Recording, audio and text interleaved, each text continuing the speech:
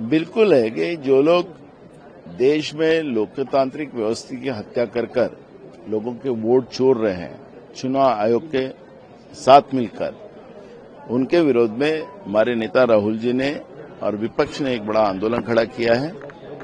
और आज रामलीला मैदान में पूरे देश भर से लोग वहां इकट्ठा हुए हैं। वह आंदोलन को डाइवर्ट करने के लिए उनके ही लोग, जिनके मोदी जी के लोग, जैसे बिहार में राहुल जी के रैली के बाद एक उनका आदमी जाकर मोदी जी के मां को गाली दिया था, वैसे अभी उनके ही लोगों ने मोदी जी को गाली देने का नारे लगाना शुरू कर दिए। तो विषय को डाइवर्ट करने के लिए, अपने पाप छुपाने के लिए इस तरह का एक मुहिम मोदी जी कर सकते हैं, उनकी सरकार कर सकती है, ये भी छुपी नहीं है। और इसलिए अब ये नौटंकी नहीं चलेगी और देश के लोग अब ये वोट चोरी के मामले में सजग हो गए। लोकतंत्र की हत्या करने वाले बीजेपी और चुनाव आयोग के विरोध में लोगों का गुस्सा फूटना शुरू हो गया है। यह आंदोलन की शुरुआत है रामलीला मैदान में। इसके बाद बड़ा आंदोलन पूरे देश के लोगों में, गांव-गांव में, जैसे आजादी की लड़ाई लड़ी गई थी, वैसी ये इनके विरोध में पूरे देश की जनता लड़ाई शुरू करेंगी। इस तरह का माहौल बनना शुरू हो गया है। कहा जा रहा है कि प्रधानमंत्री जी को बदनाम करने की कोशिश की जा रही है। प्रधानमंत्री को बदनाम नहीं, वो बदनामी है, उनको बदनाम करने की क्या जरूरत है? लोगों को बदनाम करने की जरूरत नहीं होती है, सीधे से है।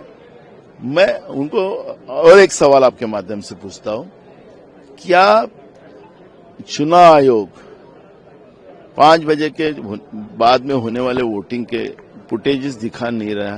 क्यों केंद्र सरकार ने कानून बनाए कि फुटेजेस नहीं दिखाए जाएंगे? क्या छुपाना चाहते हो? तो इसका मतलब है कि तुम चोर के ताड़ी में दिन का। तो जो लोग बदनाम है उनके लिए क्या बदनामी करना है?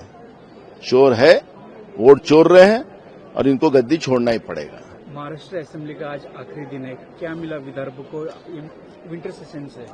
कुछ नहीं मिला। हमें उम्मीद थी कि विदर्भ के मुख्यमंत्री हैं, मंत्रिमंडल में सबसे ज्यादा लोग विदर्भ के हैं, तो ये अधिवेशन 1 महीना चलेगा।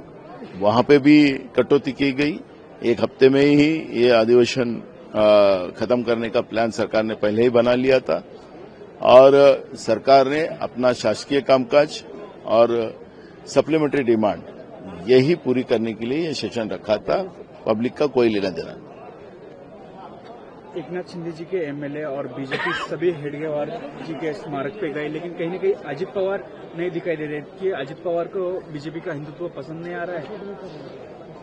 सत्ता तो पसंद है ना, और इसलिए अब वो क्यों नहीं गए उनसे पूछिए। सत्ता पसंद है।